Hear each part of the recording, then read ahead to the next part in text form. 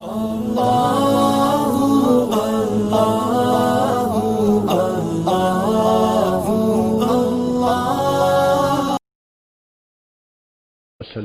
علی عباده الذین اصطفى اما بعد اعوذ باللہ من الشیطان الرجیم بسم اللہ الرحمن الرحیم النبی اولی بالمؤمنین من انفسهم وقال رسول اللہ صلی اللہ علیہ وسلم المرء مع من احب سبحان ربک رب العزت عما یصفون وسلام علی المرسلین والحمد للہ رب العالمین اللہم صلی علی سیدنا محمد وعلی آل سیدنا محمد وبارک وسلم۔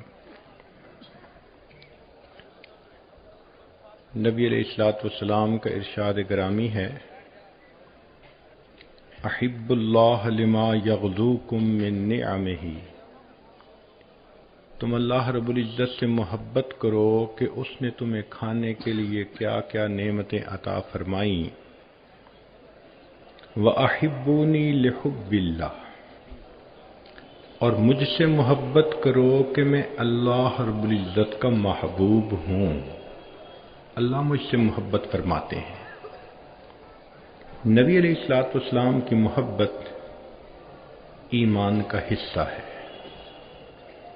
اس کے بغیر کوئی انسان مومن نہیں ہو سکتا۔ نہ جب تک کٹمرو میں خواجہ یثرب کی عزت پر خدا شاہد ہے کامل میرا ایمان ہو نہیں سکتا۔ نماز اچھی ہے، حج اچھا، زکوٰۃ اچھی، صوم اچھا، مگر میں باوجود اس کے مسلمان ہو نہیں سکتا۔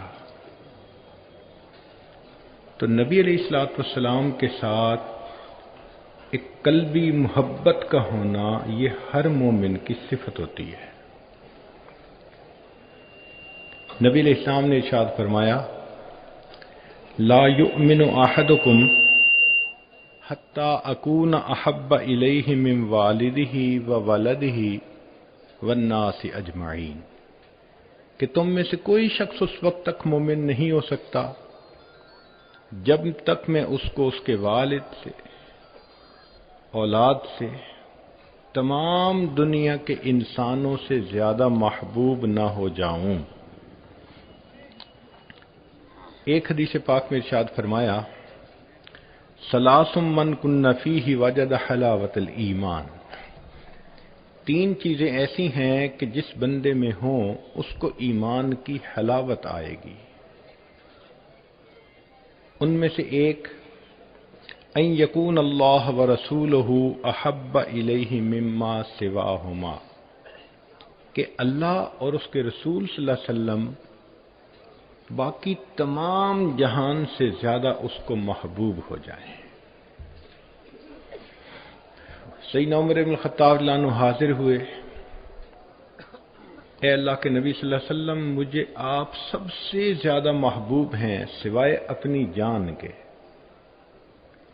تو نبی علیہ السلام نے فرمایا کہ اس وقت تک کوئی بندہ کامل مومن نہیں ہو سکتا جب تک میں اسے اس کی جان سے بھی زیادہ محبوب نہ ہو جاؤں۔ فقال عمر رضی اللہ عنہ نے جواب میں عرض کیا، والذی انزل علیک الکتاب لانت احب الی من نفسی التی بین جنبی، کہ اب آپ مجھے میری جان سے بھی زیادہ محبوب ہیں۔ فقال النبی صلی اللہ علیہ وسلم، نبی علیہ السلام نے ارشاد فرمایا، الآن یا عمر، عمر اب تجھے ایمان کا کامل رتبہ نصیب ہو گیا۔ طالب علم کے ذہن میں سوال آتا ہے کہ اگر ہم نبی علیہ الصلوۃ والسلام سے اس قدر ٹوٹ کر محبت کریں کہ وہ ہمیں ساری دنیا سے زیادہ عزیز ہو جائیں، تو اس پر ملے گا کیا؟ حدیث مبارکہ ہے، ان انس رضی اللہ تعالی عنہ ان رجلا اتى النبی صلی اللہ علیہ وسلم فقال متی الساعة، ایک نوجوان نبی علیہ السلام کی خدمت میں حاضر ہوا اور اس نے آ کے یہ کوشچن پوچھا کہ اے اللہ کے حبیب صلی اللہ علیہ وسلم قیامت کب آئے گی؟ فقال، رسول اللہ صلی اللہ علیہ وسلم نے ارشاد فرمایا ما عادت لہا، تم نے قیامت کے لیے کیا تیاری کر رکھی ہے؟ قال، اس نے جواب میں عرض کیا ما عادت لہا من کثیر صلاۃ ولا صوم ولا صدقۃ ولکنی احب اللہ ورسولہ، اے اللہ کے حبیب صلی اللہ علیہ وسلم بہت زیادہ نمازیں، روزے اور صدقے والی عبادتیں تو نہیں میں نے کی، ہاں اتنی بات پکی ہے کہ میں اللہ اور اس کے رسول صلی اللہ علیہ وسلم سے بہت زیادہ محبت کرتا ہوں۔ قال، نبی علیہ السلام نے جواب میں فرمایا انت مع من احببت، تو جنت میں اسی کے ساتھ ہوگا جس سے تجھے محبت ہوگی۔ صحابہ رضی اللہ عنہم کہتے ہیں کہ اس حدیث پاک کو سن کر ہمیں اتنی خوشی ہوئی کہ اتنی خوشی کسی اور بات پر ہمیں نہیں ہوئی تھی۔ چنانچہ ایک اور صحابی آئے، کہنے لگے یا رسول اللہ، اے اللہ کے حبیب صلی اللہ علیہ وسلم، لأنت احب الی من اہلی و مالی، آپ مجھے میرے اہل خانہ سے، میرے مال سے زیادہ محبوب ہیں۔ وإنی لأذکرک، اور جب کبھی میں آپ کو یاد کرتا ہوں، فما اصبر حتی اجیء فانظر الیک، مجھ سے رہا نہیں جاتا، آپ کی یاد تڑپاتی ہے تو میں آپ کی خدمت میں حاضر ہوتا ہوں اور آپ کی زیارت سے اپنی آنکھوں کو میں ٹھنڈا کر لیتا ہوں۔ وإنی ذکرت موتی و موتک، اور میں یہ بھی سوچتا ہوں کہ ایک دن مجھے بھی موت آنی ہے اور ایک دن آپ نے بھی پردہ فرمانا ہے۔ فعرفت انک اذا دخلت الجنہ رفعت مع النبیین، اور یہ بھی میں سوچتا ہوں کہ آپ جنت میں جائیں گے تو آپ کا درجہ تو انبیاء کے ساتھ اونچا ہوگا، اور میں جنت میں پہنچ گیا تو نیچے ہوں گا۔ تو کہنے کا مقصد یہ تھا، اے اللہ کے نبی صلی اللہ علیہ وسلم، نیچے والا تو اوپر جا نہیں سکتا، اگر میں جنت میں آپ کا دیدار نہیں کر سکوں گا تو مجھے جنت میں مزہ ہی کیا آئے گا۔ اس سے اندازہ لگائیے کہ صحابہ رضی اللہ عنہم کے دلوں میں نبی علیہ الصلوۃ والسلام کی کیسی محبت تھی۔ آج تو حور و قصور کے نام پہ ہی نوجوان خوش پھرتے ہیں، اور صحابہ رضی اللہ عنہم کی یہ حالت تھی کہ وہ کہتے تھے کہ جنت میں اگر آقا صلی اللہ علیہ وسلم کا دیدار نہ کر سکے تو جنت میں مزہ ہی کیا آئے گا۔ تو بہت بڑا اجر ہے کہ اس محبت کی وجہ سے انسان کو نبی علیہ الصلوۃ والسلام کے قدموں میں جگہ ملے گی۔ اب اگلی بات کہ نبی علیہ الصلوۃ والسلام کے ساتھ ایسی محبت کے کچھ تقاضے ہیں۔ یہ نہیں کہ فقط زبان سے انسان کہے کہ جی مجھے محبت ہے، اس کی کوئی دلیل بھی ہونی چاہیے۔ چنانچہ علماء نے اس کی چند باتیں کھول کر بیان کی ہیں کہ اگر کسی کو نبی علیہ السلام سے محبت ہے تو سب سے پہلی بات توقیرہ و تقدیرہ علیہ الصلاۃ والسلام، سب سے پہلی بات کہ وہ شخص نبی علیہ الصلوۃ والسلام کی بہت زیادہ عزت کرے گا، اکرام کرے گا، ادب کرے گا۔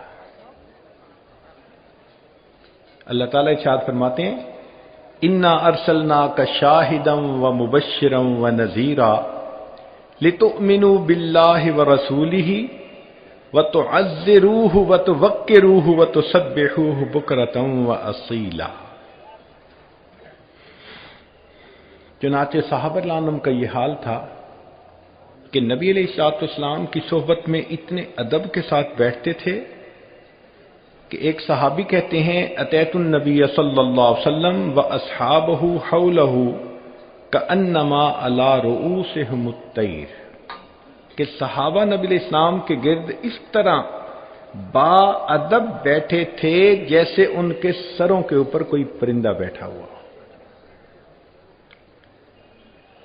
قال ابو ابراہیم، ایک بزرگ فرماتے ہیں کہ واجب علی کل مؤمن، ہر مومن پر یہ واجب ہے، متا ذکرہ او ذکر عندہ، کہ جب وہ خود تذکرہ کرے یا اس کے پاس نبی علیہ الصلوۃ والسلام کا ذکر مبارک ہو، ان یخضع ویخشع ویتوکر ویسکن من حرکتہ ویأخذ فی ہیبتہ واجلالہ، کہ اس کی طبیعت کے اوپر اثر محسوس ہو، کسی کی جلالت شان کا جیسے اثر ہوتا ہے تو اس بندے کے اوپر اس کا اثر محسوس ہونا چاہیے کہ اس کے سامنے اللہ کے پیارے حبیب صلی اللہ علیہ وسلم کا ذکر مبارک کیا گیا ہے۔ چنانچہ مطرف کہتے ہیں کہ امام مالک رحمۃ اللہ علیہ کے پاس لوگ آتے، وہ اپنی باندی کو کہتے کہ پوچھو کس لیے آئے ہیں؟ اگر وہ کہتے کہ ہم فقہ کے مسائل سیکھنے کے لیے آئے ہیں تو امام مالک اسی وقت آ جاتے، اور اگر وہ کہتے کہ ہم حدیث مبارکہ کی روایت لینے آئے ہیں تو امام مالک رحمۃ اللہ علیہ غسل فرماتے، صاف ستھرے کپڑے زیب تن فرماتے، عطر لگاتے، پھر ایک تخت بنایا ہوا تھا، امامہ باندھ کر اس تخت کے اوپر تشریف فرما ہوتے اور پھر نبی علیہ الصلوۃ والسلام کی بات کو آگے نقل فرماتے تھے۔ ان کے عمل سے بھی یہ ثابت ہوتا تھا کہ واقعی کسی ذی شان ہستی کی بات یہ آگے بیان کر رہے ہیں۔ سعید بن المسیب رحمۃ اللہ علیہ کے آخری وقت تھا، کسی نے حدیث کی بات پوچھ لی، اس وقت میں جبکہ جان کنی کا عالم ہے اور انسان تکلیف میں ہوتا ہے، اس وقت میں بھی حدیث مبارکہ کا چونکہ تذکرہ آیا، وہ اٹھ کر بیٹھے اور انہوں نے حدیث بیان کی، اور آخری لفظ جب نکلا تو نیچے گرے اور روح قبض ہو گئی۔ آخری لمحے میں بھی حدیث مبارکہ کا ایسا ادب تھا۔ چنانچہ وہ لوگ جو تو نبی علیہ الصلوۃ والسلام کی صحبت میں تھے، وہ تو آپ صلی اللہ علیہ وسلم کے سامنے ادب سے بیٹھتے تھے۔ آج ہمارے سامنے اگر حدیث مبارکہ کا درس ہو، تلاوت ہو، تو ہمیں چاہیے اسی طرح ادب سے بیٹھیں جس طرح کے صحابہ رضوان نبی علیہ الصلوۃ والسلام کی صحبت میں بیٹھا کرتے تھے۔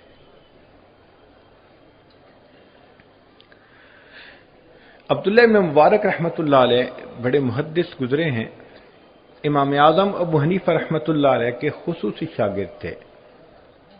ان سے اگر چلتے ہوئے کوئی حدیث مبارکہ کے بارے میں پوچھا کرتا تھا تو وہ اس کا جواب نہیں دیتے تھے، فرمایا کرتے تھے کہ حدیث مبارکہ کی شان ہے کہ انسان سکون اطمینان کے ساتھ بیٹھ کر پھر اس بات کو نقل کرے۔ امام مالک رحمۃ اللہ علیہ حدیث مبارکہ کا اتنا ادب کرتے تھے کہ ایک مرتبہ بچھو نے انہیں کئی مرتبہ ڈنگ لگایا، چہرے کا رنگ متغیر ہوتا رہا مگر انہوں نے مجلس برخاست نہیں کی، حدیث مبارکہ کو درمیان میں نہیں چھوڑا، پورا مکمل کیا۔ لوگ حیران تھے کہ بچھو کے ڈنگ لگانے کی تکلیف کتنی ہوتی ہے، اس کو برداشت کر لیا مگر حدیث مبارکہ کے ادب میں فرق نہ آنے لیا۔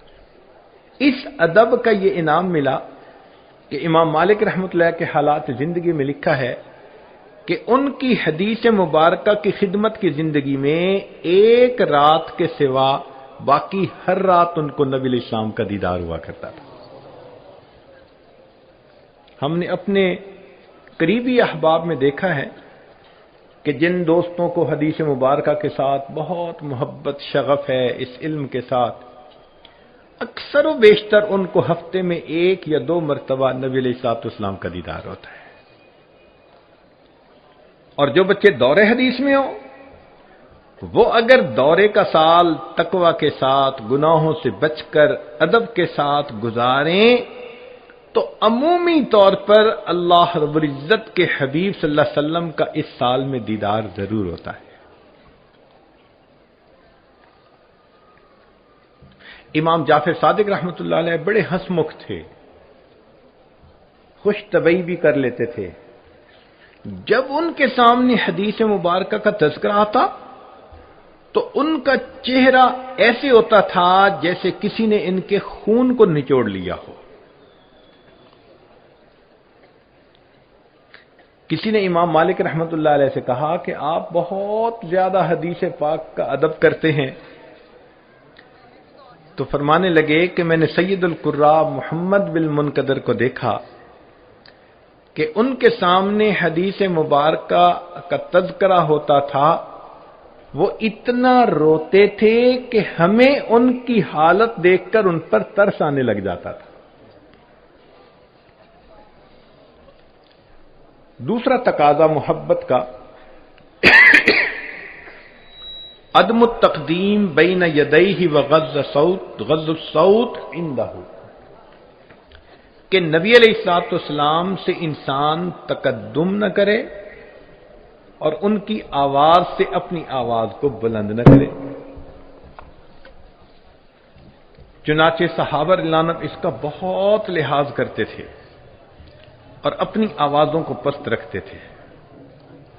اللہ رب العزت نے قرآن مجید میں فرمایا لا ترفعوا اصواتکم فوق صوت النبی ولا تجهروا له بالقول كجهر بعضكم لبعض ان تحبط اعمالكم وانتم لا تشعرون، کہ اگر تمہاری آواز میرے محبوب صلی اللہ علیہ وسلم کی آواز سے بلند ہو گئی ہم تمہارے کیے ہوئے عملوں کو ضائع کر دیں گے اور تمہیں اس کا پتہ بھی نہیں چلے گا. چنانچہ آج بھی یہ ادب اپنی جگہ موجود. آپ جائیں مواجہ شریف پر تو اس وقت بھی یہ آیت لکھی ہوئی ہے لا ترفعوا اصواتکم فوق صوت النبی. کسی معاملے میں نبی علیہ الصلوۃ والسلام کے فرمان پر اپنی مرضی کو مقدم کر دینا اس کو تقدم کہا جاتا ہے. ہمارے اکابر تو حدیث کا اتنا احترام فرماتے تھے. امام مالک رحمۃ اللہ علیہ نے فرمایا کہ اگر میرے کسی فتویٰ کے مقابلے میں کسی شخص کو نبی علیہ الصلوۃ والسلام کی کوئی ضعیف حدیث بھی مل جائے تو اس کو چاہیے میرے قول کو چھوڑ کر محبوب صلی اللہ علیہ وسلم کی اس حدیث پر عمل کرے. تیسرا تقاضا اعظام جمیع اسبابہ و اکرام مشاہدہ و امکنتہ من المکہ والمدینہ، کہ جب کسی سے محبت ہوتی ہے تو اس کے متعلق جو بھی چیزیں ہوتی ہیں ان سے بھی محبت ہوتی ہے. کہتے ہیں کہ مجنو ایک مرتبہ کتے کے پاؤں چوم رہا تھا تو کسی نے پوچھا بھی کیوں؟ کہنے لگا کہ یہ لیلا کی گلی سے ہو کے آیا ہے. تو اگر دنیا کے مجنون ایسے ہیں تو نبی علیہ الصلوۃ والسلام کی محبت تو اس سے بھی زیادہ ہونی چاہیے. چنانچہ ہمیں ان شہروں سے محبت، ان چیزوں سے محبت جو نبی علیہ الصلوۃ والسلام کے استعمال میں رہیں یا جن کا کسی بھی طرح سے نبی علیہ الصلوۃ والسلام کے ساتھ کوئی تعلق بنتا ہے. امام مالک رحمۃ اللہ علیہ کا یہ حال تھا کہ کان مالک لا یرکب بالمدینہ دابۃ وکان یقول استحیی من اللہ ان اطأ تربۃ فیہا رسول اللہ صلی اللہ علیہ وسلم بحافر دابہ. مجھے زیب نہیں دیتا کہ مدینے کے جن رستوں پر میرے آقا صلی اللہ علیہ وسلم چلے ہوں امام مالک اپنی سواری کے سموں سے اس جگہ کو پامال کرے. چنانچہ مدینہ طیبہ میں سواری پہ سوار بھی نہیں ہوا کرتے تھے. حضرت مولانا قاسم نانوتوی رحمۃ اللہ علیہ ان کے حالات زندگی میں لکھا ہے کہ جب حج کے لیے تشریف لے گئے تو بئر علی مدینہ طیبہ کے باہر ایک جگہ ہے، وہیں پر ہی جوتے اتار دیے۔ کسی نے کہا کہ حضرت سنگلاخ زمین ہے اور آپ کا جسم نازک ہے تو پاؤں زخمی ہو جائیں گے۔ فرمایا زخموں کی تکلیف برداشت کر لوں گا، میں اپنے آقا صلی اللہ علیہ وسلم کی اس زمین پر جوتوں کے ساتھ چلنا پسند نہیں کرتا۔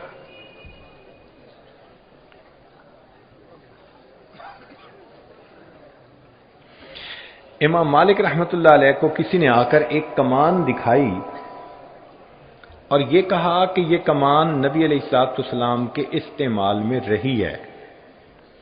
قال مالک، امام مالک رحمۃ اللہ فرماتے ہیں ما مسست القوس بیدی الا علی طہارۃ منذ بلغنی ان النبی صلی اللہ علیہ وسلم اخذ القوس بیدہ، کہ جب مجھے پتہ چلا کہ نبی علیہ الصلوۃ والسلام نے اس کمان کو اپنے ہاتھوں میں پکڑا ہے، میں نے اس کے بعد اس کمان کو کبھی بے وضو ہاتھ نہیں لگایا۔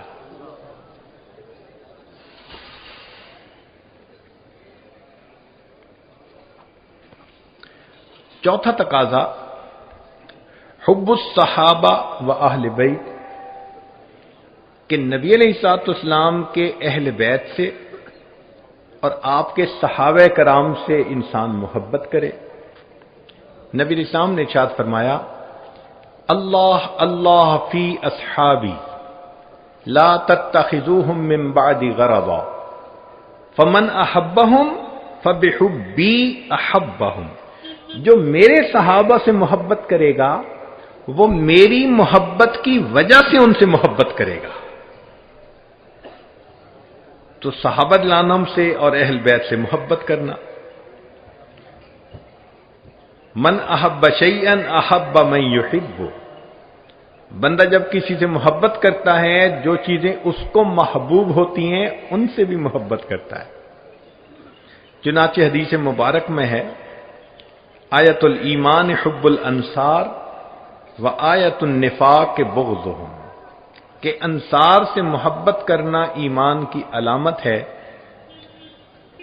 اور ان کے ساتھ بغض رکھنا یہ نفاق کی علامت ہے۔ انس لانو روایت کرتے ہیں کہ نبی اسلام نے ارشاد فرمایا مثل اصحابی کمثل الملح فی الطعام لا یصلح الطعام الا بہ، کہ جیسے آٹے کے اندر نمک ہوتا ہے کہ اس کے بغیر روٹی بے ذائقہ ہوتی ہے، میرے صحابہ کی محبت نمک کی مانند ہے، ان کے بغیر انسان کا ایمان بے ذائقہ ہو جاتا ہے۔ ایک اور حدیث مبارکہ نبی علیہ السلام نے ارشاد فرمایا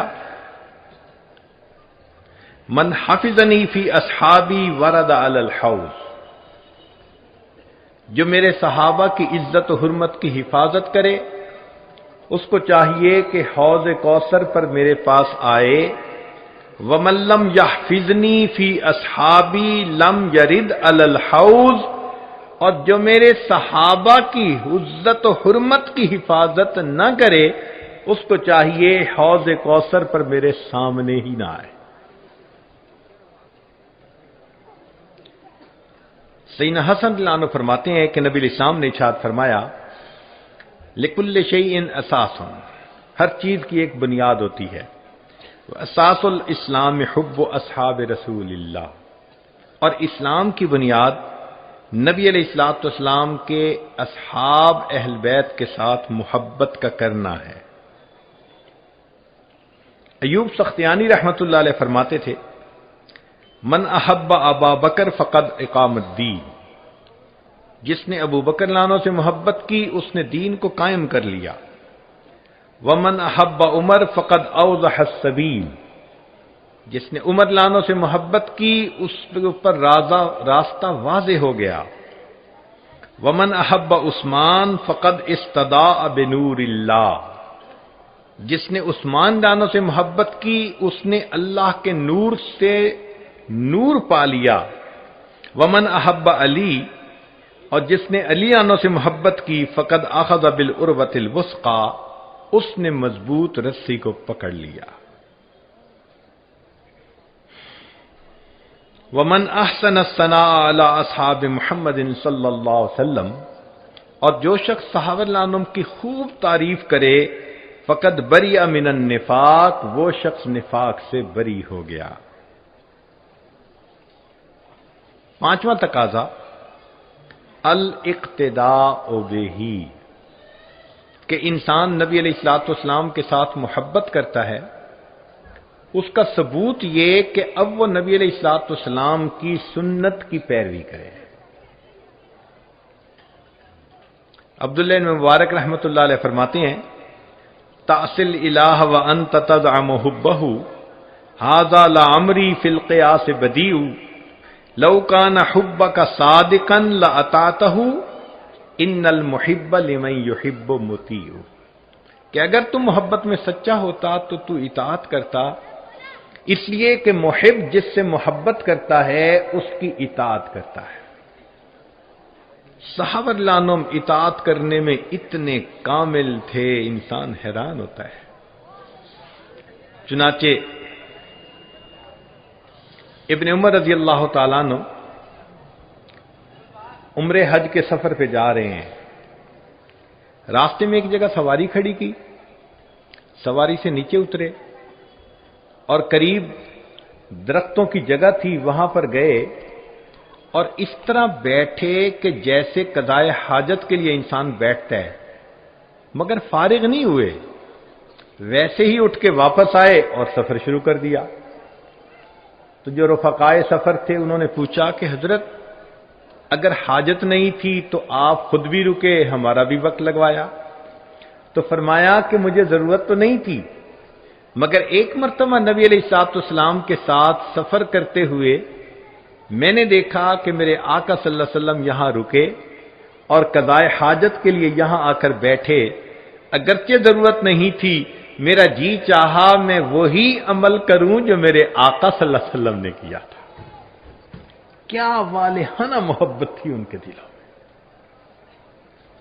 چنانچہ ایک صحابی کے حالات سے زندگی میں لکھا ہے کہ وہ افریقن ملک کے تھے تو ان کے بال عام طور پر کرلی ہوتے ہیں، سخت ہوتے ہیں، تو ان کی مانگ نہیں نکلتی تھی، جبکہ نبی علیہ الصلوۃ والسلام مانگ نکالتے تھے درمیان میں سے۔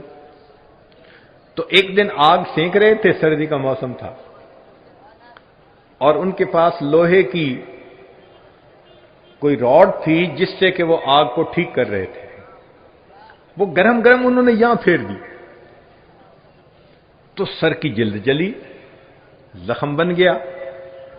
تو لوگوں نے پوچھا کہ آپ نے یہ کیا کیا، خامخواہ اپنے آپ کو اتنی تکلیف دی؟ تو کہنے لگے کہ میری تکلیف تو ختم ہو گئی، مگر اس بات کی خوشی باقی ہے کہ اب دیکھنے سے میرے سر کے درمیان مانگ نظر آئے گی، مجھے اپنے آقا سے مشابہت حاصل ہوگی۔ سیدنا حذیفہ رضی اللہ عنہ ایران فتح ہونے کے بعد جب وہاں تشریف لائے تو دسترخوان پہ لقمہ گرا اور انہوں نے کھا لیا۔ ساتھ والے نے کہا کہ یہاں کے لوگ اس کو معیوب سمجھتے ہیں۔ کیا عاشقانہ جواب دیا، فرمایا اترک سنت حبیبی لہؤلاء الحمقاء، ان احمقوں کی خاطر کیا میں اپنے حبیب صلی اللہ علیہ وسلم کی سنت کو چھوڑ دوں گا؟ اس سے پتہ چلتا ہے کہ ان کے دل میں سنت کی کیا عظمت ہوا کرتی تھی، بس پتہ چلنے کی دیر ہوتی تھی۔ چنانچہ خلافت فاروقی کا واقعہ ہے، مسجد نبوی کا صحن جب بارش ہوتی تو پانی اس میں بھر جاتا تھا۔ اس کی وجہ یہ تھی کہ ابن عباس لانوں کا گھر قریب تھا اور ان کی چھت کا پرنالہ مسجد نبوی کے صحن میں آتا تھا، تو سارا پانی مسجد کے صحن میں آنے سے کیچڑ ہو جاتا، لوگوں کو تکلیف ہوتی۔ چنانچہ سیدنا عمر فاروق لانوں نے جب دیکھا کہ بھئی سب نمازیوں کو تکلیف ہوتی ہے تو انہوں نے حکم دیا کہ بھئی اس پرنالے کو یہاں سے ہٹا دیا جائے، بڑے فائدے کی خاطر چھوٹے نقصان اٹھا لینے چاہیے، شریعت کا اصول ہے۔ اب جب ابن عباس لانوں کو پتہ چلا تو انہوں نے ابن کعب رضی اللہ عنہ کی عدالت میں مقدمہ دائر کر دیا. ابن کعب رضی اللہ عنہ نے بلا لیا. آپ اندازہ لگائیے، امیر المومنین بھی وہیں کھڑے ہیں اور ابن عباس رضی اللہ عنہ بھی وہاں کھڑے ہیں. پوچھا کیا بات؟ عمر رضی اللہ عنہ نے بتایا کہ جی اس طرح لوگوں کے عمومی فائدے کی خاطر میں نے اس بات کا حکم دیا، چونکہ میں ذمہ دار ہوں لوگوں کو تکلیف سے بچانے کا. ابن عباس رضی اللہ عنہ نے جواب میں کہا کہ آپ کی بات اپنی جگہ، مسئلہ یہ ہے کہ اللہ کے حبیب صلی اللہ علیہ وسلم نے اپنے مبارک ہاتھوں سے اس پرنالے کو یہاں لگایا تھا. میرا جی چاہتا ہے میں اس پرنالے کو اسی جگہ دیکھوں. اتنا سننا تھا. عمر فاروق رضی اللہ عنہ نے کہا کہ ابن کعب رضی اللہ عنہ آپ فیصلہ کر دیجئے کہ پرنالہ اپنی جگہ پر لگے گا، مگر فرق یہ ہوگا کہ اب عمر فاروق وہاں جائے گا اور رکوع کی حالت میں کھڑا ہوگا اور ابن عباس میری کمر پر سوار ہو کر اس پرنالے کو فکس کریں گے جس کو میرے آقا صلی اللہ علیہ وسلم نے فکس کیا. چنانچہ ایسے ہی ہوا. ابن عباس نے انہوں نے پرنالہ لگایا اور نیچے اتر کے کہا کہ بس میں نے ایک دفعہ اس کو دیکھ لیا، اب میں پورا مکان مسجد نبوی کے اندر شامل کر دیتا. کیا محبت تھی ان صحابہ لانوں کو نبی علیہ السلام کی ایک ایک سنت کے ساتھ. ابن عمر اللہ عنہ فرماتے ہیں کہ نبی علیہ السلام نے ایک مرتبہ فرمایا کہ فلاں دروازہ اگر عورتوں کے لیے سیپریٹ کر دیا جائے، مخصوص کر دیا جائے تو بہت اچھا. اس کو باب النساء کہا جاتا تھا. فرماتے ہیں کہ نبی علیہ السلام کا یہ فرمان سننے کے بعد میں پوری زندگی اس باب النساء میں سے کبھی پھر مسجد میں داخل نہیں ہوا کہ میرے آقا نے جو فرما دیا کہ یہ عورتوں کے لیے الگ کر دیا جائے. ایک صحابی لانو آتے ہیں، ایک پاؤں اندر ہے ایک پاؤں باہر ہے دروازے کے، اور نبی علیہ الصلوۃ والسلام اس وقت جو مسجد میں لوگ تھے ان کو فرماتے ہیں اجلسو، اور یہ لفظ ان کے کان میں پڑ گیا اور وہ صحابی وہیں بیٹھ گئے. بعد میں آنے والے نے پوچھا یہ کوئی بیٹھنے کی جگہ ہے؟ ایک پاؤں اندر ایک پاؤں باہر دہلیز پہ بیٹھ گئے.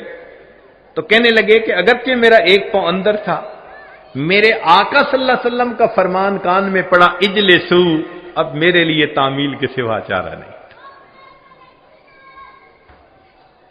آج ہم حیران ہوتے ہیں کہ ان صحابہ لانم کے دلوں میں سنت کی کتنی وقعت تھی، عظمت تھی. اس لیے ایک ایک سنت پر بڑے اہتمام کے ساتھ وہ عمل کرتے تھے. ہمارے قریب کے زمانے میں اکابر علماء دیوبند کو اللہ رب العزت نے یہ شان عطا فرمائی، وہ بھی سنت کے عاشق تھے. حضرت مولانا قاسم نانوتوی رحمۃ اللہ علیہ کے بارے میں فرنگی نے وارنٹ جاری کر دیے کہ ان کو پھانسی لٹکا دو، گرفتار کر کے. حضرت کو اطلاع ملی تو حضرت روپوش ہو گئے. 3 دن کے بعد پھر باہر نظر آئے. کسی نے کہا جی آپ کی تو پھانسی کا حکم، زندگی کا مسئلہ ہے، آپ بہتر ہے کہ چھپ جائیں. تو حضرت نانوتوی رحمۃ اللہ نے جواب دیا کہ میں نے نبی علیہ الصلوۃ والسلام کی مبارک زندگی کو دیکھا، مجھے غار ثور کی 3 راتیں روپوشی کی حالت میں گزارتی ہوئی سنت نظر آتی ہے. میں نے اس سنت پر عمل کر لیا، اب میں باہر آ گیا ہوں، اگر کوئی مجھے پھانسی بھی چڑھا دے گا تو میں چڑھنے کو تیار. اللہ اکبر کبیرہ. چنانچہ حضرت مولانا رشید احمد گنگوہی رحمۃ اللہ علیہ آخری عمر میں موتیا بند آ جانے کی وجہ سے بینائی چلی گئی تھی، مگر حضرت ان دنوں بھی باقاعدگی کے ساتھ سرما استعمال کرتے تھے. عام لوگ یہ سمجھتے ہیں کہ سرما لگایا جاتا ہے بینائی تیز کرنے کے لیے. تو ایک آدمی نے کہا کہ حضرت آپ کی تو بینائی بھی نہیں اور آپ سرما لگاتے ہیں. فرمایا کہ میں بینائی کی نیت سے نہیں، اپنے آقا صلی اللہ علیہ وسلم کی سنت پر عمل کرنے کی نیت سے روزانہ سرما ڈالتا. ہمیں تو سنت پہ عمل کرنا ہے نا. علامہ انور شاہ کشمیری رحمت اللہ علیہ، حدیث مبارکہ کا اتنا ادب تھا کہ بے وضو ہاتھ نہیں لگایا کرتے تھے۔ ایک مرتبہ مفتی کفایت اللہ رحمت اللہ علیہ نے پوچھا اپنے شاگردوں سے کہ بتاؤ علامہ انور شاہ کشمیری رحمت اللہ علیہ انور شاہ کشمیری کیسے بنے؟ تو جن طلباء کو تفسیر سے لگاؤ تھا وہ کہنے لگے جی بڑے مفسر تھے، جن کو حدیث سے شغف زیادہ تھا وہ کہنے لگے جی بڑے محدث تھے، جن کو شعر و سخن سے تھا وہ کہنے لگے جی ان کا شعر کا کلام ہی بہت اعلی۔ حضرت خاموش رہے۔ پھر اخیر پر فرمایا مفتی کفایت اللہ رحمت اللہ علیہ نے کہ یہ سوال ایک مرتبہ کسی نے خود علامہ انور شاہ کشمیری رحمت اللہ علیہ سے پوچھ لیا کہ حضرت آپ علم کے اس مرتبے تک کیسے پہنچے؟ تو انہوں نے جواب دیا کہ مجھے اللہ نے اتنا ادب دیا کہ میں بے وضو کبھی حدیث پاک کی کتاب کو ہاتھ نہیں لگاتا، اور کتابوں کے رکھنے میں بھی ان کے درجے کا خیال رکھتا ہوں۔ قرآن پاک پر اس کی تفسیر کو نہیں رکھتا، تفسیر پر حدیث کو نہیں رکھتا، حدیث پر اس کی فقہ کی کتاب کو نہیں رکھتا، اور فقہ کی کتاب کے اوپر تاریخ کی کتاب کو نہیں رکھتا۔ میں رکھنے میں بھی ان کے مدارج کا خیال کرتا۔ پھر فرمانے لگے کہ میں بخاری شریف جب بیٹھ کر پڑھتا ہوں تو اکثر لوگ بخاری شریف کا حاشیہ پڑھنے کے لیے بخاری شریف کتاب کو اپنا تحت بناتے ہیں۔ فرمانے لگے میں جب سیدھا حاشیہ پڑھ لیتا ہوں، دوسری طرف پڑھنا ہوتا ہے تو میں اٹھ کے خود دوسری طرف جاتا ہوں اور وہاں سے بیٹھ کے حاشیہ پڑھتا ہوں۔ چنانچہ ان کو کثرت کے ساتھ نبی علیہ الصلوۃ والسلام کی زیارت ہوتی تھی۔ ایک مرتبہ اسحال لگ گئے، کسی نے کہا کہ حضرت آپ نے کچھ کھانے میں کوئی ایسی چیز کھا لی؟ فرمان لگے نہیں، چند دن سے زیارت نہیں ہوئی، اس خوف سے اسحال لگ گئے کہ میری کسی کوتاہی کی وجہ سے اس نعمت سے مجھے محروم نہ کیا گیا۔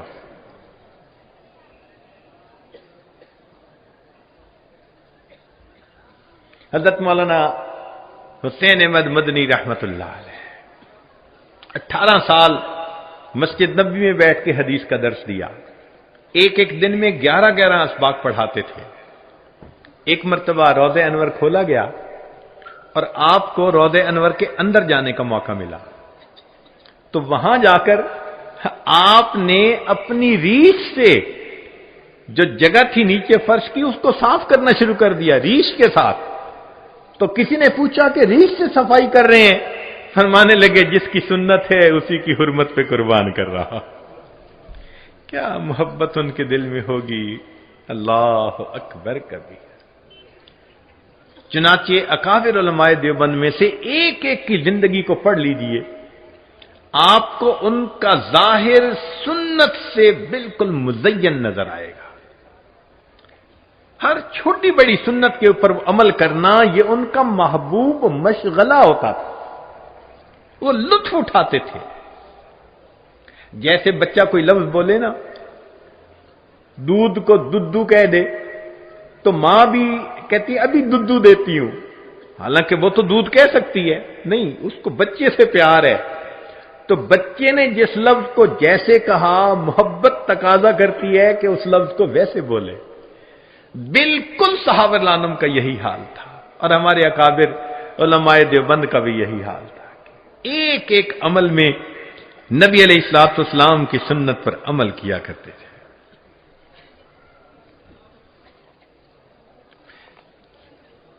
چھٹی علامت بغض من ابغض اللہ ورسولہ، جو بندہ اللہ اور اس کے رسول صلی اللہ علیہ وسلم سے بغض رکھے تو دل میں ان کے خلاف بغض رکھنا، محبت کرنے والوں سے محبت کرنا اور بغض رکھنے والوں سے بغض رکھنا۔ اس کی آسان سی مثال ہے کہ جب کسی عورت کے ہاں بیٹا ہو، اس کے محبت کے پیمانے بدل جاتے ہیں۔ پہلے اس کی محبت کا اور حساب تھا، اب اس کی محبت بچے کی بنیاد پہ، جو بچے سے محبت کرے اس سے وہ محبت کرتی ہے، جو بچے سے نفرت کرے اس سے وہ نفرت کرنے لگ جاتی ہے. تو ماں اگر بچے کی وجہ سے نفرت کرتی ہے یا محبت کرتی ہے تو پھر مومن کا بھی یہی معاملہ ہے. جو نبی علیہ السلام سے محبت کرے ان کے ساتھ محبت کا تعلق رکھنا، اور جو نفرت کرے ان کے ساتھ نفرت کا معاملہ کرنا. ام حبیبہ رضی اللہ تعالیٰ عنہا نبی علیہ الصلوۃ والسلام کی زوجہ ہیں. ان کے والد آتے ہیں مکہ مکرمہ سے کوئی پیغام لے کے. سوچنے لگے چلو میں بیٹی کے ہاں ہوتا جاؤں. آئے جب بستر پر بیٹھنے لگے تو ام حبیبہ دلانہ نے فوراً بستر کو لپیٹ دیا.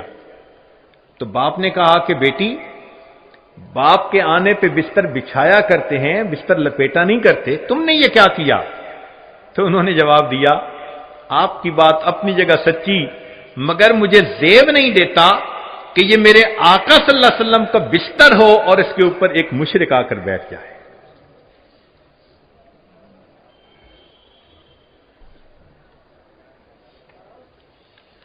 ساتویں علامت کثرت ذکر اللہ. جب محبت ہوتی ہے تو انسان یاد بھی بہت کثرت سے کرتا ہے، ہر وقت ہی خیال رہتا ہے. من احب شیئا اکثر ذکرہ، جو جس سے محبت کرتا ہے اس کا اکثر تذکرہ کرتا ہے. اس کی دلیل قرآن عظیم الشان میں سے کہ اللہ رب العزت کو نبی علیہ الصلوۃ والسلام سے ساتھ محبت. تو قرآن مجید میں دیکھو کہ اللہ نے اپنے حبیب صلی اللہ علیہ وسلم کا کتنا تذکرہ کیا. جگہ جگہ تذکرہ نظر آتا ہے. بلکہ حضرت نانوتوی رحمۃ اللہ علیہ تو فرماتے تھے کہ ایک ایک آیت نبی علیہ الصلوۃ والسلام کی شان بتلاتی ہے. اتنی کثرت کے ساتھ اللہ کے حبیب صلی اللہ علیہ وسلم کا تذکرہ. تو جب محبت ہوتی ہے تو انسان یاد کرتا ہے. سیدنا صدیق اکبر عنہ کے بارے میں آتا ہے کہ جب خلیفہ بنے تو جمعہ پڑھانے کے لیے خطبہ دینے کے لیے کھڑے ہوئے اور کہا، سمعت رسول اللہ صلی اللہ علیہ وسلم العام الاول فبکا، کہ میں نے نبی علیہ الصلوۃ والسلام سے پچھلے سال سنا اور اتنے لفظ کہہ کے رونا شروع کر دیا. پھر دوبارہ آنسو پوچھ کے یہ بات شروع کی اور پھر رونا شروع کر دیا. پھر دوسری مرتبہ آنسو پوچھے، تیسری مرتبہ بات کہی اور تیسری مرتبہ پھر رونا شروع کر دیا. بات بات پہ ان کی آنکھوں سے آنسو چھلک پڑتے تھے. نبی علیہ الصلوۃ والسلام کی یاد ان کے دلوں کو مچلا کے رکھ دیا کرتی تھی. عبداللہ ابن عمر عنہ بیٹھے ہوئے ہیں، پاؤں سو گیا. جیسے اٹھتے ہوئے پاؤں سو جاتا ہے، سن ہو گیا. تو کسی نے کہا کہ اذکر احب الناس الیک یذل عنک، کہ آپ کو جس سے سب سے زیادہ محبت ہے اس کا نام لیجئے تو یہ کیفیت ختم ہو جائے گی. فصاح یا محمداہ فانتشرت، فوراً کہنے لگے اے محمد صلی اللہ علیہ وسلم، اور اسی وقت ان کا پاؤں بالکل ٹھیک ہو گیا. بے اختیار دل سے، یعنی زبان سے وہ لفظ نکلا جس سے واقعی ان کو بہت محبت تھی. صحابہ رضوان جب ایک دوسرے سے ملتے تھے تو وہ نبی علیہ الصلوۃ والسلام کی باتیں اس طرح سناتے تھے جیسے آج کل کے دور میں لوگ ملتے ہیں ایک دوسرے کو آئس کریم کی پیشکش کیا کرتے ہیں. ان کے نزدیک نبی علیہ الصلوۃ والسلام کا تذکرہ کرنا اس طرح محبوب ہوا کرتا تھا کہ وہ نبی علیہ الصلوۃ والسلام کو یاد کیا کرتے تھے. آپ صلی اللہ علیہ وسلم کی باتیں ایک دوسرے کو سنانا ان کا محبوب کام ہوا کرتا تھا. آٹھویں چیز کثرت شوق ہی الی لقائہ، کہ جب نبی علیہ الصلوۃ والسلام کے ساتھ محبت تو ان سے ملاقات کی پھر تمنا بھی ہوتی ہے. جب بھی محبت ہو تو دل چاہتا ہے ملاقات کرنے کو. صحابہ رضوان عنہم کی عجیب کیفیت تھی. نبی علیہ الصلوۃ والسلام نے ایک بوڑھے میاں کو دیکھا کہ وہ آتے ہیں، خاموشی کے ساتھ بیٹھے رہتے ہیں، پھر اٹھ کے چلے جاتے ہیں۔ پوچھا کہ آپ کا کیا حال؟ اے اللہ کے حبیب صلی اللہ علیہ وسلم، میں اپنے گھر میں ہوتا ہوں اور جب مجھے آپ کی یاد آتی ہے تو میں آ کے مجلس میں حاضر ہو کر بیٹھتا ہوں، آپ کے چہرے انور کا جی بھر کے دیدار کرتا ہوں اور پھر خاموشی سے اٹھ کے واپس چلا جاتا ہوں۔ میں آتا ہی دیدار کرنے کے لیے۔ چنانچہ کئی صحابہ تھے کہ نبی علیہ السلام کا پردہ فرمانے کے بعد جنہوں نے دعا مانگی کہ اللہ، یہ آنکھیں تو تھیں آقا صلی اللہ علیہ وسلم کے دیدار کے لیے، جب انہوں نے پردہ کر لیا اللہ بے شک ہماری بینائی کو زائل کر دیجیے۔ بعض صحابہ نے قسمیں کھائی ہوئی تھی، ہم صبح اٹھیں گے تو سب سے پہلے نبی علیہ السلام کا دیدار کریں گے۔ معلوم نہیں انہوں نے قسمیں کیسے پوری کی ہوں گی، اتنی محبت تھی ان کو نبی علیہ السلام سے۔ چنانچہ ایک مرتبہ نبی علیہ الصلوۃ والسلام نے دعا مانگی، اللہ مجھے میرے احبا سے جلدی ملا دینا۔ ثوبان رضی اللہ عنہ آپ کے غلام بے دام عرض کرنے لگے، اے اللہ کے حبیب صلی اللہ علیہ وسلم، ہم آپ کے غلام ہیں، ہر وقت حاضر خدمت ہیں، آپ کن کے لیے یہ دعا مانگ رہے تھے کہ اللہ مجھے میرے احبا سے جلدی ملا دینا؟ نبی علیہ السلام نے فرمایا، ثوبان، تمہاری محبت بڑی قدر و قیمت والی ہے، مگر تم نے میرا دیدار کیا، تم نے جبریل علیہ السلام کو اترتے دیکھا، قرآن اترتے دیکھا۔ میں جن کے لیے دعا کر رہا تھا، ثوبان، یہ وہ لوگ ہیں جو قرب قیامت میں پیدا ہوں گے، انہوں نے مجھے نہیں دیکھا ہوگا، ہاں وہ اپنے علماء سے میرے تذکرے سنیں گے، اور فقط تذکرے سن کر ان کو مجھ سے اتنی محبت ہوگی کہ اگر ان کو اختیار دیا جاتا کہ اپنی اولادوں کو بیچ کر میرا دیدار کرتے تو وہ ایسا کر گزرتے۔ میں ان کے لیے دعا کر رہا ہوں، اللہ مجھے ان احبا سے جلدی ملا دینا۔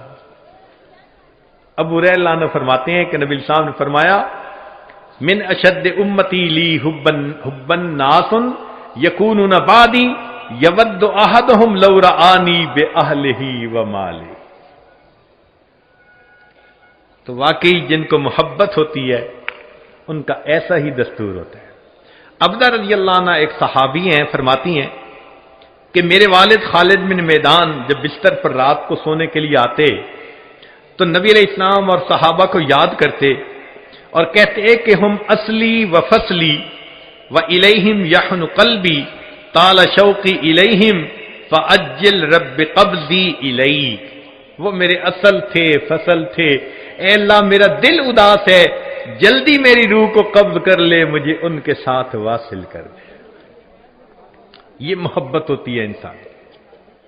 چنانچہ سیدنا عمر رضی اللہ تعالیٰ عنہ کی محبت کا اندازہ لگائیے۔ ایک مرتبہ رات کا وقت ہے اور وہ مدینہ طیبہ کی گلیوں میں راؤنڈ کر رہے ہیں، ایک دروازے پر ان کو تھوڑی آواز آئی، سننے کے لیے کھڑے ہو گئے۔ محسوس ہوا کہ کوئی بڑی عمر کی عورت ہے اور وہ نبی علیہ الصلوۃ والسلام کی محبت میں اشعار پڑھ رہی ہے۔ سنتے رہے، دل مچل اٹھا۔ جب بوڑھی عورت نے اشعار مکمل کیے تو عمر فاروق اللہ نے دروازہ کھٹکھٹایا۔ بوڑھی عورت نے پوچھا کہ کس نے دروازہ کھٹکھٹایا؟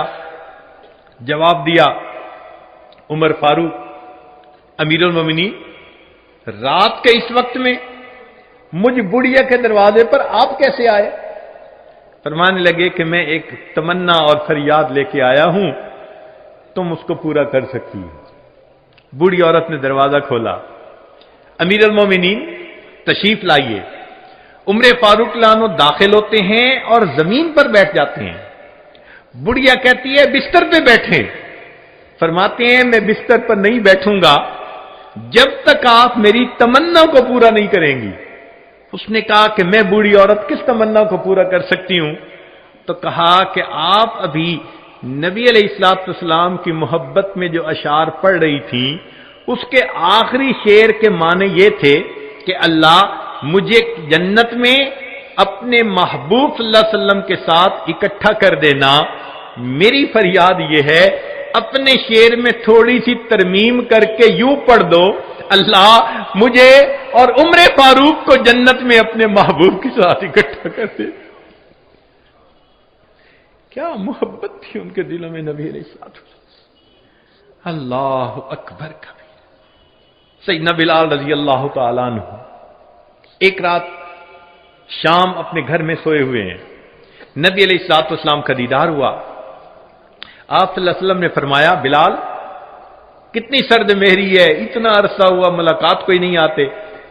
اسی وقت اٹھے، بیوی کو کہا کہ فوراً تیاری کرو، چنانچہ سفر پہ چل پڑے۔ اللہ کی شان کہ وہ بالآخر مدینہ طیبہ پہنچے، نبی علیہ الصلوۃ والسلام کی خدمت میں حاضری دی، سلام پڑھا مواجہ شریف پر، نماز کا وقت ہو گیا۔ نماز کے وقت صحابہ رضی اللہ عنہم نے کہا کہ جی آپ اذان دیں۔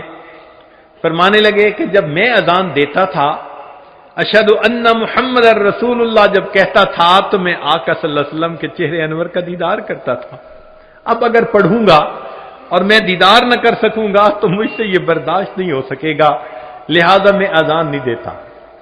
کہتے ہیں کہ محبوب صلی اللہ علیہ وسلم کے پردہ فرمانے کے بعد بلال عنہ نے صرف 2 مرتبہ بعد میں اذان دی۔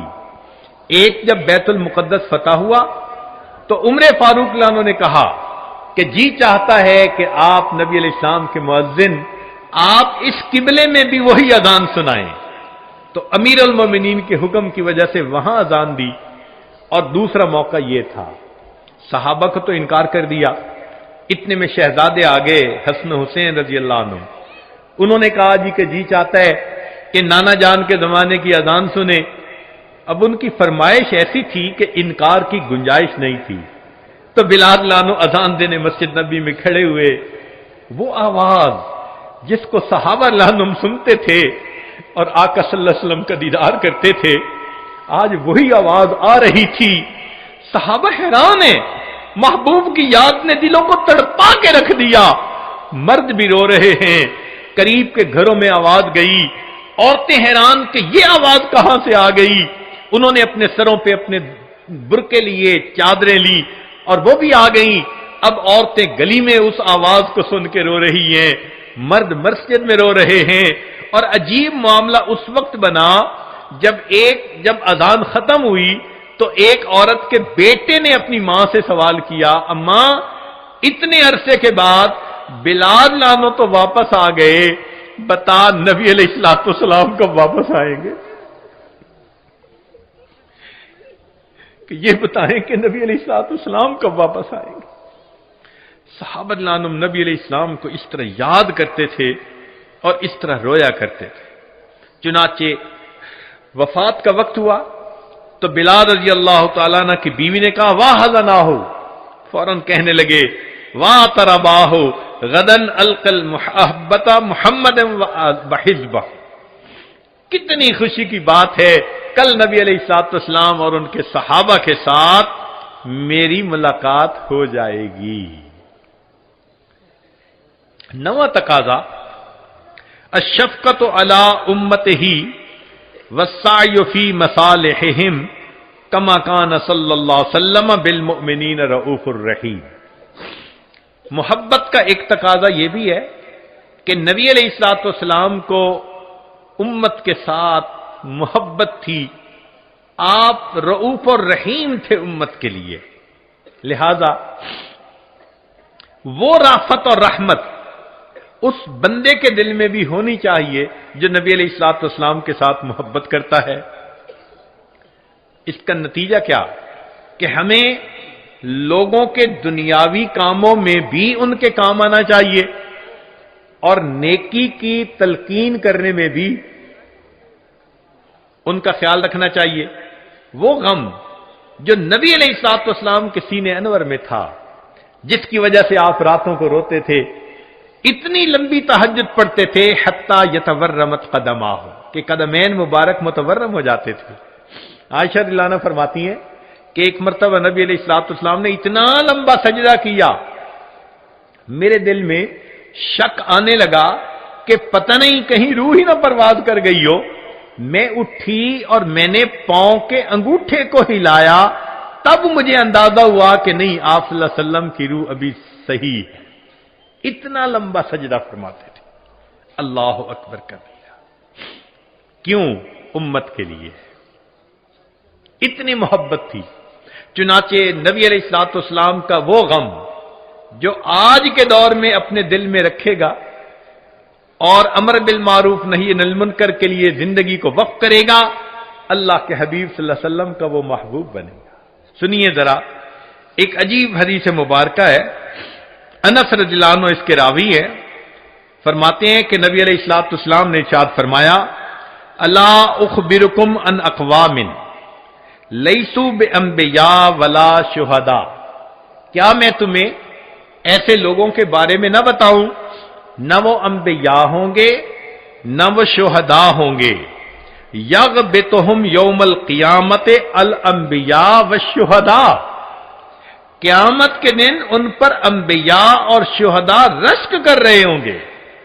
سبحان اللہ، کیا شان والے لوگ ہیں کہ وہ انبیاء نہیں، شہداء نہیں، مگر ان کو اللہ وہ مقام دیں گے، وہ اکرام عطا کریں گے کہ انبیاء اور شہداء ان کے اوپر رشک کریں گے. بے منازلہم من اللہ عز وجل علی منابر من نور. نور کے ممبروں پر ہوگے. یکونون علیہا. قالوا ومن ہم. صحابہ نے پوچھا اللہ کے نبی صلی اللہ علیہ وسلم وہ کون ہوں گے؟ قال، نبی علیہ السلام نے فرمایا، الذین یحببون عباد اللہ الی اللہ ویحببون اللہ الی عبادہ وہم یمشون علی الارض نصحا. کہ جو بندوں کو اللہ کا محبوب بناتے ہیں اور اللہ کو بندوں کا محبوب بناتے ہیں، اور وہ دنیا میں لوگوں کو نصیحت کی بات کرنے والے. صحابہ اللہ عنہ نے پوچھا، اے اللہ کے حبیب صلی اللہ علیہ وسلم، بندوں کو اللہ کا محبوب بناتے ہیں، یہ بات سمجھ میں نہیں آتی. یہ تو سمجھ میں آتی ہے کہ اللہ کو بندوں کا محبوب بناتے ہیں. بندوں کو اللہ کا محبوب کیسے بناتے ہیں؟ نبی علیہ السلام نے فرمایا کہ وہ لوگوں کو نصیحت کرتے ہیں، گناہوں سے روکتے ہیں. یأمرونہم بحب اللہ وینہونہم یعنی اما کرہ اللہ فاذا اطاعوہم احبہم اللہ.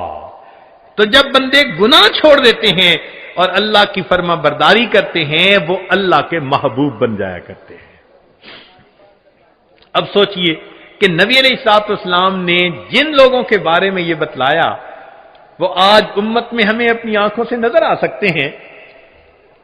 اس اکابر علماء دیوبند کے گروپ میں، جماعت میں آپ کو ایک کمزور سی شخصیت ملے گی.